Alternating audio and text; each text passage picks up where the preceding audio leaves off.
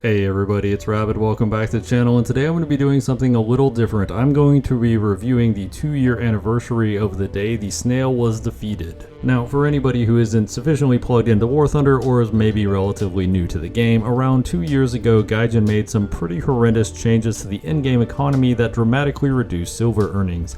This was the metaphorical straw that broke the camel's back and caused a massive review bombing campaign, and Gaijin eventually capitulated and made some concessions to the player base. And by concessions, we're actually talking a lot of concessions. It turns out the loss of player trust is not something that happens with one big decision, but rather a lot of little decisions over time. So it actually took a lot on Gaijin's part to at least restore the smallest bit of player trust. And I'm going to be fully honest, my expectations for this were very low. I basically expected Gaijin to simply revert the economy changes and wait for the rest of this to blow over, but a lot of very significant quality of life changes were pushed through as a result of this victory, and I'm going to go through a lot of things that happened today.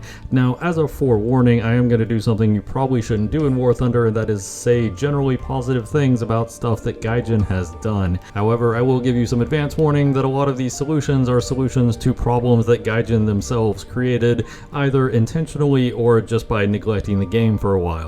So they don't get full points for it, but they did at least correct course in a few noticeable areas. I'm going to go through the roadmap they published point by point and then evaluate each of these bullet points on a scale of 1 to 5, with 1 being it was not implemented at all the way up to 5 being it was implemented very well. Now, one change that wasn't actually listed on this roadmap, and I went ahead and checked beforehand, but that was actually very significant as a direct result of this review bombing, and that was the removal of the end of the line tax. Now, for newer players, you probably aren't that familiar with it, but back in the day there was an end of the line tax, so that when you reached the last vehicle in a given research line, no matter how low in battle rating that vehicle was, you would get a fairly significant tax on the research cost of every module for that vehicle. The best example I can think of off the top of my head, and one that personally and pretty severely negatively affected me, was the WZ305, the Chinese anti-air. At the time I was grinding the Chinese tech tree, the WZ305 was the highest anti-air in that line, which was actually saying something given that top tier was all the way up at 10.7 and the WZ305 was at 7.7. But despite that, the WZ305 cost almost as much to get all of its modules as a full top tier vehicle. The end of the line tax actually compounds a lot of the other issue that we're going to talk about. So remember, when we're going through some of this other stuff regarding modules, that a lot of these top tier vehicles had a significant tax on all of their upgrades in addition to the other problems. Just imagine grinding a rank 4 APF SDS for your tank and having to use Heat FS the whole way and having about a 50% increase to the cost of all of your modules, and you will start to understand some of the pain. So kicking things off with the first bullet point, strike UAVs moved to higher. Oh my god, I forgot about this. The strike UAVs used to be all the way down at 9.7. You could see them with an 8.7 lineup and you had no way to shoot them down. It was pretty horrendous that when they also were first added to the game, the strike UAVs were also incredibly cheap to spawn, so you would literally get whole teams in these stupid things. Anyway, yes, the maximum battle rating that a strike UAV could possibly be seen at was moved all the way at 10.7, where there are actually missile-based anti-air that can shoot them down, so that change is a 5 out of 5. The next change is hydroplane respawn points moved to the map center, allowing them to spawn over friendly airfield. I am not actually that familiar with this. I don't use a lot of hydroplanes. They're mostly at low battle ratings. I assume this was implemented, but I can't say for certain. Next bullet point, the reduction in the effectiveness of AI anti-aircraft guns on the fields and convoys. Oh man.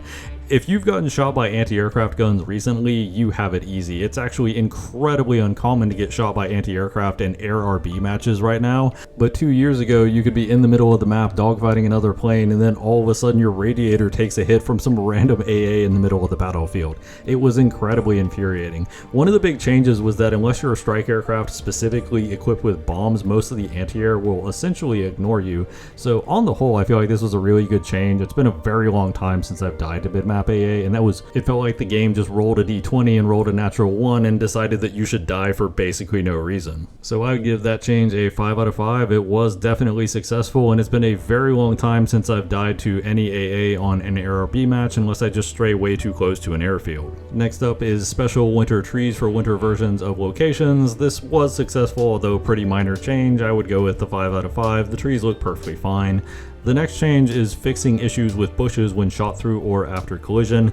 I'm not entirely sure they fixed this. I would give it a 2 out of 5. It used to be jankier, but it's still pretty messed up, so I don't really feel like they did anywhere near enough with that particular change. Next up, we have night battles temporarily disabled. Oh man, do we have any War Thunder veterans that remember the days when night battles could occur at any battle rating? My very first night battle was in a Sherman tank. It was not particularly fun. The game kind of sort of tried to make up for the fact that you were often blind at night maps by having flares in the middle, but this was a bit of an issue because if you hadn't researched night vision, you were still at a major disadvantage, but if you had researched night vision, you would just randomly get blinded by the flares in the middle of the map. It really made night battles very tedious to play on, and it essentially was a random chance that half of the vehicles in your lineup could be essentially useless if you hadn't researched a specific upgrade. Night battles were disabled, but then they were brought back, and now you can only get night battles if you specifically select night battles, and on top of that you get night vision for free. It's not even a researchable module anymore, and they also remove the flare, so you don't have to worry about randomly getting blinded. Overall, I would say the changes to night battles are 6 out of 5. Like, the developers actually did a great job in making night battles something that's interesting and that's fun to occasionally stumble across because they're pretty uncommon, and a lot of the tedium with them is currently gone. And if you don't like them, you can just disable them, so it's basically a win-win. The people that like night battles get a more engaging night battle, and the people that don't just don't have to do anything with it. Next up was changing the matching settings for high rank battles in order to collect more complete battles at the cost of a minimal increase in waiting time. I'm not actually sure what this is referring to. I'm just going to throw a question mark on it. I remember top tier at the time, but I don't remember specifically what this is referencing, so I'm just going to call a mulligan on that. Next up, we have refinement of the damage model for small caliber heat rounds, and I do think they actually did put some effort in, although small caliber heat rounds are still borderline useless in most cases, so I would give this a 2 out of 5. They technically put some work in. It's better than it was, but heat rounds in general, and especially smaller caliber heat rounds, do still tend to be pretty useless. Lastly, we have refinement of ground vehicles and landscape collision solver. I'm also not really sure what exactly this is referencing or what they solved, so I'm not really going to rate this because I don't know how well or poorly they did on it. For the next batch, we have improved the balance of silver lions, increasing the reward multiplier, and reducing the cost of repairing vehicles to make all vehicles break even for the average player, including without a premium account. This was actually a pretty noticeable increase, and especially if you look at it immediately before the review bombing, the upgrade to the silver economy is pretty good. I don't often find myself low on silver at this point. That being said, it is a free-to-play game. Obviously, they do have to make the grind for resources a little tedious. I would say this is a 3 out of 5. I would say it's better, but it's not dramatically better. Next up, we have the calculation of the economic parameters of each vehicle from average indicators of the same type and same battle. Okay, so what essentially this is referencing is before the review bombing, the way Gaijin would calculate repair costs was based on the average silver that you earned between deaths. And this is where you got some really janky repair costs. The B-29 used to cost 50,000 silver because they would often just stay in orbit in air RBs where nobody could really touch them, and this left to them not really dying all that much, but also made them basically a bank breaker to try and repair. This also meant several vehicles that were functionally identical had wildly different repair costs because it was based on the average earnings of the player playing the vehicle. The most prominent example I can think of identical planes with different repair costs was the Tech Tree F4U4B and the Premium F4U4B that were identical planes, but the difference in repair cost was 15,000 silver. So this essentially rationalized it to where vehicles of the same rank would have a very similar repair cost. That way you don't have these random vehicles that cost an absolute fortune. Granted, some of the vehicles that performed very poorly used to have incredibly low repair costs, but that's kind of a meaningful sacrifice because usually the vehicles that are earning a lot of silver are the vehicles that you want to play and that are actually half decent. Overall, after trying out the new silver economy and repair costs, I would give it a 4 out of 5. I think it could use a little bit of work, but on the whole, I think it is a much better system than what was in place previously. Next up, we have display of BR ranges in the map filter. This is actually interesting because prior to this, when you went to filter maps to either like, dislike, or straight up ban, there wasn't anything telling you what battle ratings you could play them at. Now it actually shows you. So overall, 5 out of 5, I think this change went through pretty well. I would still like just a big thing at the top of the screen telling you what battle rating range you're currently playing at in the spawn screen, but that's a whole other thing. Next up, we have the revision of the set of maps available to piston and jet aircraft, transferring some of the large maps to higher battle ratings. Obviously, you want the larger maps at higher BR. I remember at some point you could get the 130 by 130 kilometer maps in prop planes, and that was just terrible. On the whole, the ARB maps do seem to suit the planes a lot more now, so overall I'd go 4 out of 5. I do have some minor complaints about the current map pool, but it's not anything game breaking. And for this one, we have revision of the use and obtaining of the fire prevention equipment, repair sets for ground and naval. Okay, so what essentially this is doing is, back in the day, you didn't get any fire extinguishers and you didn't get any parts. On top of that, when you were a plain stock, you would also have no flares, and this was a serious problem at the time because they had just started adding the high G all aspect missiles, so this meant that even planes that had flares available to them were basically just fodder when they spawned in. This also meant that ground vehicles that hadn't researched parts and FPE, if you didn't research FPE and you got set on fire, you just died unless a teammate came around to help you. Additionally, if you didn't research parts and you got your barrel knocked out, you basically just had to go to a capture point or hope a teammate could help you. There were also 2 other changes to parts and FPEs, although I believe they did predate the review bombing. The first one was that originally parts and FPEs had the same research cost as other modules of their tier, which was absolutely awful because it was especially bad on the end of the line vehicles because these are top tier vehicles and you basically took forever to get even just basic parts and FPE. On top of that, way back in the day, teammates couldn't generally help you repair or put out fires unless they were in a squad with you, a light vehicle or an engineering vehicle, which was kind of a weird distinction. Only a few vehicles were engineering vehicles. But what this basically meant was if you lost your barrel or got set on fire or lost your engine, nobody on your team could really help you fix it unless they just happened to be a light tank or unless you had a squad mate nearby. So overall, the change to where any teammate can now help you put out fires or fix parts of your tank as long as they have parts or FPE researched, on top of parts and FPE being cheaper than other modules of that rank, on top of this upgrade where you can at least do one firefighting and have basic repairs stock, really improved the stock grind pretty dramatically. I cannot overstate enough how terrible the stock grind was back in the day, just because of how hard it was to get parts and FPE and how bad it was to not have them. So this is a 5 out of 5 upgrade. This dramatically improved the grind for a lot of high tier vehicles. Next up, we have condensing of tech trees by grouping of vehicles and decreasing. Oh man, I forgot this was actually a thing. If you go to my Magok grind series, you can actually see some examples of the early Magok tech tree, and there were almost no folders. Now there are folders all over the place in that tech tree, but one other big innovation, and before I was looking at this roadmap, I forgot it was even part of the roadmap, was now folder vehicles cost half as much to research as a non-foldered vehicle of the same rank. And this was actually a really big change because combined with a lot of vehicles being foldered, it's a lot less RP now to go through a tech tree, and it's also a lot less RP to get those optional foldered vehicles. For me, this is absolutely a 6 out of 5. I love how much folders are in the game right now. I also love the fact that the folder vehicles are half. It's great for going through a tech tree, and it also makes the tech tree grind a lot less tedious because you're not stuck with specific vehicles for anywhere near as long. So overall, this was a fantastic change. It has dramatically improved the grinding experience for the entire game. Next up, reduction of research and purchase costs for rank 6 and 7 aircraft. This is a whole thing that comes up every now and then. Obviously, if you just keep adding more and more vehicles to the top of a tech tree, what's eventually going to happen is you're going to have a ton of them that are insanely expensive. So they have to do this kind of pruning every so often. This is essentially a 3 out of 5. They do it all the time, so it's not really specific to the roadmap or review bombing. They've done this about 3 or 4 times since I've been playing, and this kind of happens pretty often. Next up, we have improving the balance of vehicles around era-breaking battle ratings and the transition from homogeneous steel to projectiles and guided missiles. Okay, so essentially what this is trying to separate World War II from Cold War and Cold War from modern vehicles, and they did make an attempt to do this by moving some of the Cold War vehicles up, specifically things like the BMP-1, Leopard 1, and stuff like that. However, I don't feel this was entirely successful for 2 main reasons. The first one is there's a lot of vehicles that have weird combinations of features like laser rangefinder, stabilizer, thermal, dart, etc.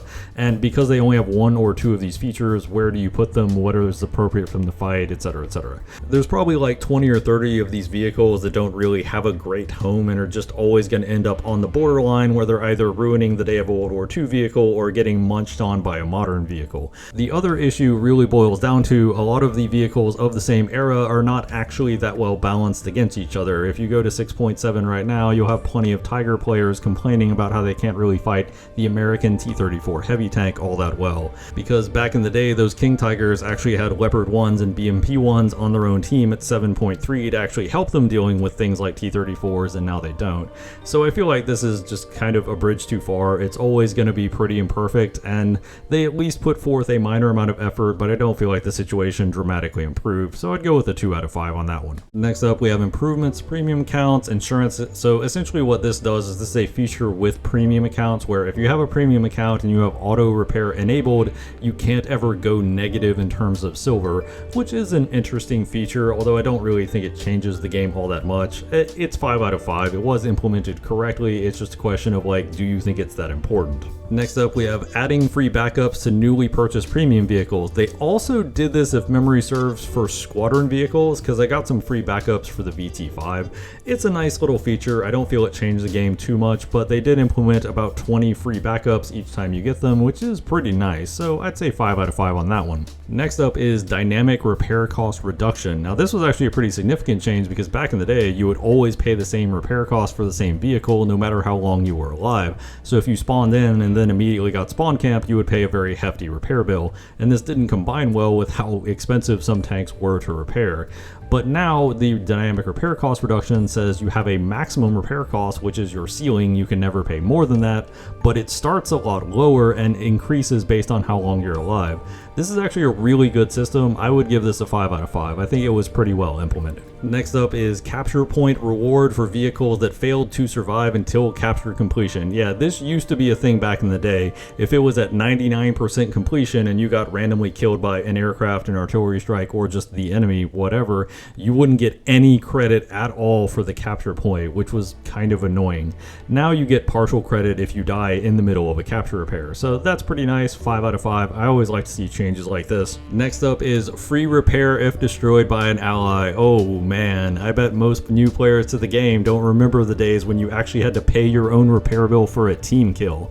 But you don't have to do that anymore. It's a great change, 5 out of 5. Next up, mission point reward for repair and fire extinguisher assist of allies. Yes, assisting your allies with repairing or fire extinguishing didn't used to give you any rewards back in the day, so that was pretty neat. All you got was a nice little fire extinguisher or help with repairing metal. Now it actually gives you some mission score for it. It's not the most in the world, but it does at least incentivize you assisting your teammates, so I would say 5 out of 5. Overall, it's a good system. Next up, we have helicopter research progression by playing ground vehicles. This was a really big add, and I cannot emphasize enough how much helicopters used to be pay to win back in the day. First off, heli PvE did not exist. It was heli PvP, so you fought other helicopters, except people only took helicopters that were fully upgraded and usually premium helicopters to those events. So if you took a stock helicopter, you were basically just going to get farmed. You could only really farm them in ground battles, but back in the day, all you started with were rocket pods unless you only had missiles for your helicopter.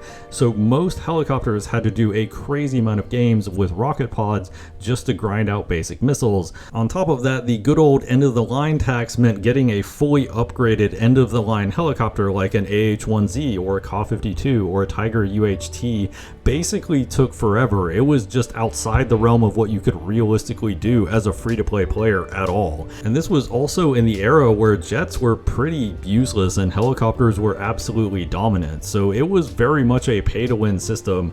And at a bare minimum, having the heli research point be doable by ground vehicles with a nice little toggle did make this aspect of the game significantly less pay-to-win than it used to be. On top of that, you don't have the end of the line tax, and on top of that still, most most helicopters start with at least some missiles ready to go. So this is a 6 out of 5 upgrade. This really made part of the game a lot more accessible than it used to be. Next up, we have improved indication for spawn zone protection. This is actually pretty interesting because back in the day, the spawn mechanics were very poorly explained. You had a symbol of a little flag, you didn't have anything telling you that you were in the enemy's detection zone, and on top of that, you didn't have any indicator that the enemy was spawn protected, and the enemy didn't have any indicator that the enemies were shooting into spawn. So I mean, we say spawn camping is bad now, but back in the day, you didn't even know where the enemy was when they were shooting into your spawn, whereas now the enemy are at least detected basically the entire time, and even if they're not detected, anybody shooting into spawn gets that little shield on their head, so you actually do know where they are. This was actually a pretty good improvement to the system. I would say it's a 5 out of 5. Next up, finalization of the mechanics of the commander sight in ground vehicles. This is actually kind of interesting because there were two things that they might be discussing. The first one is that the commander sight didn't actually have a sight back in the day, it just used the binoculars, and if you had thermal imaging, you could use thermals through the binoculars, which was actually pretty overpowered. They ultimately turned this into the commander sight. Additionally, they had the commander's override for the gun, but back in the day it was instant, there wasn't any delay, so if an autocannon was shooting you and you hit the gunner, the autocannon would just keep firing at you uninterrupted, whereas now there's a brief delay as the commander takes over the gun. Overall, both pretty good changes. I would say a 4 out of 5. Overall, there was a bit of a nerf to the CITV system, since obviously you're not using the binoculars anymore, you have to manually use the sight and how it traverses, which is a little more awkward, but I do find having the delay between the gunner dying and the commander taking over the gun actually does help out a lot with the overall flow. Next up, making it easier to report hate speech. I don't actually have any first-hand accounting with this. I know that it is one of the many things that you can report for, so I'm just gonna call a mulligan on this. I don't have any real information. Okay, for all of these bullet points, it's basically just map-related stuff, and anybody who's played the current maps versus the maps way back then, they were actually changed pretty significantly, and several major areas, including areas that made it a little too easy to spawn camp, have actually been reduced. So overall, whether or not you like it or dislike it, Poland I think is the single best example, because Poland literally used to be a flat field for both of the spawn points, so they were incredibly easy to spawn camp. Now you at least have a little bit of depression to provide you with some cover. On the whole, whether or not you think any of these individually were successful is really going to be on a case-by-case basis, but they did at least make the effort. I'll go with a 3 out of 5. Next up, we have a skill bonus in RP. This is actually the chevron system. If you get 3 kills in a ground RB match, you get 1 chevron, which is a 10% bonus your RP. If you get 6 kills, it's a 25% bonus, and if you get 9 kills, it's a 50% bonus. This isn't on top of everything, it's taken into account with all of your other modifiers, so it's not as generous as it may seem, but it is completely free, and to a large extent does help to compensate for the fact that the game gives you diminishing returns the more enemy vehicles you kill. Ultimately, it's a pretty cool system, and working towards the chevrons will actually help your research progress. I would say 4 out of 5. I think it could have been a little more generous, but on the whole, it is still significantly better than what we had before, which is nothing. Next up is a detailed calculation of the reward of the mission results window, as well as the private message after the battle ends. This is just the game giving you a more thorough accounting. Overall, I would say 5 out of 5. I don't really use it that often, but the information is there if I choose to do so. Next up is rewards for naval, which I don't play naval, so I don't really have any input on that. Next up, you have night battles. Already went into that. 6 out of 5. Absolutely love that change. Next up is the ability to accept an apology for a team kill, and if you accept the apology, you don't get as much of a penalty for the team kill. This is a pretty nice system when you know very obviously the person wasn't trying to kill you, or it wasn't really that big of a deal. You can simply forgive them. Overall, I think this is a 4 out of 5. I always like to see these kind of informal communication systems where players have an option other than just hate or like somebody. Next up is the destructible 3D decorations. Oh man. So this was essentially the compromise Gaijin level between bushes, because if Gaijin were to remove bushes, then people who paid money for them might be upset, but obviously the player base is not super happy with bushes on the whole. So Gaijin's compromise was that bushes can still be used, however they can be damaged and taken off the vehicle, especially by things like machine guns and artillery fire, which was a pretty big upgrade, although probably not what most players would have wanted. adopted. I'll go with a 3 out of 5. It helps, but bushes are still annoying as hell. Next up, reworking of network logic to solve one of the problems of ghost shells and the favored kill. Oh man. And here we see yet another entry in the pattern of Gaijin saying they're going to fix ghost shells and claiming they fix ghost shells, and ghost shells still happening.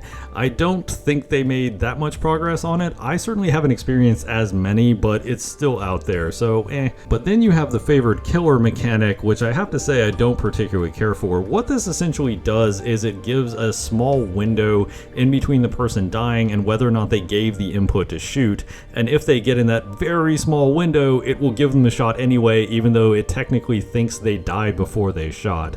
This does result in some scenarios where you definitely kill the person first, but they still kill you afterwards. I don't really like the favored killing mechanic. It's a little dopey. I'm going to go with a 1 out of 5. I don't think either of these worked to the level that the community was really expecting them to work, and I don't think they made a positive change here. Next up is improved target hit alert in the aircraft battles. I don't specifically know what they're referring to with this one, so I'm going to call a mulligan on it. Next up, detailed calculation of rewards in the mission window, as well as I believe this is just the Silver Lion portion of the RP stuff we just talked about. 5 out of 5. Again, I don't really use it that often, but if you are interested in the exact details of how much you're spending and how much you're gaining, it is there. Next up is addition to the limited list of battle tasks and some battle pass tasks to aviation simulator battles. In fact, the next points are all simulator battles, so I'm not really going to go over that because I don't play simulator battles enough to know if it changed or if it did how much. Next up, keeping progress of daily login reward in the PC version by collecting data in the mobile version. I didn't realize this was actually part of the roadmap. That's actually kind of interesting. It's a cool system because obviously War Thunder Mobile is free to play. You don't have to pay anything to have an account there, so you could just use it to keep yourself from losing your login reward bonus, which is pretty nice, honestly. I'd go with 5 out of 5. I think it's generally a good system for those that want to use it or those that can't get to the game every day. Of course, obviously a system like this does help Gaijin because it encourages you to download War Thunder Mobile to maintain your login streak bonuses, so it's not entirely altruistic, but at the end of the day it is still beneficial. Next up, we have improvement of jungle by reducing the number of positions camouflaged by vegetation. Jungle has been completely reworked, so this could technically be positive, or it could basically be completely negated by the full rework of jungle. I'm just going to call mulligan on this one. I'm not entirely certain exactly what they were referring to, but jungle did used to be an incredibly cluttered map in terms of the amount of vegetation on it. And our very last bullet point is the research bonus for new nations for players with top tier vehicles of another nation. This mechanic was actually tested and implemented, but it was also implemented in a different state. Originally, the plan was if you have a top tier vehicle in one nation, you get bonuses to researching other nations until you have a top tier vehicle in that nation. That's why it's called the new nation bonus here. However, this was actually changed to where if you have a top tier vehicle in one nation in one specific tree, such as a ground vehicle, you now get a research bonus for every other tech tree, including ones that you already have a top tier vehicle for. And this is a total of 5 bonus battles per day per tech tree. So this is actually a lot of bonus games. Overall, I would say this is a really good system because across 10 tech trees, 5 bonus games, that's a lot of extra RP that can really add up and help your researching grind as long as you get one top tier vehicle. That being said, I don't think this was entirely altruistic. I think Gaijin made some changes near the end because they realized that what this effectively is this is a habit forming thing for your players. Your players log in to get their bonus games per day. This is a thing World of Tanks does. World of Tanks gives you a nice little bonus on your very first win for each vehicle for each day, so it encourages you to play a bunch of different vehicles in a bunch of different games. It's generally just a way to keep your players happy while also keeping your overall activity and engagement up. So I think Gaijin realized that they could actually use this system instead of just as a small bonus for new nations. They could use it as a way to generally keep players engaged, especially players that already had 1 or 2 tech trees fully unlocked. So I don't think their decision on this was entirely altruistic. I do think there was a business rationale for it, but I still think it's a 5 out of 5 for implementation. You get a lot of bonus games per day, and all you need is one top tier vehicle in basically any tech tree of a given type to to get it. And the game even tells you what vehicles are top tier at the very bottom, so it is overall a pretty nice system. And that wraps up our video. Now I want to clarify, I'm not putting out this video to glaze over Gaijin or any of the things they've done in the past. I want to show players what it is possible to accomplish if players work together and show a company that they're not willing to put up with their crap. A lot of good progress was made in terms of the research grind, the stock grind, and the silver economy that is still being felt by players to this day. The game is much better off now than it was 2 years ago, but it's not because the developers decided to be nice, it's because the players decided they were done putting up with Gaijin's crap. If you like the video, like and subscribe always helps out the channel. As always, danke bitte, tschüss.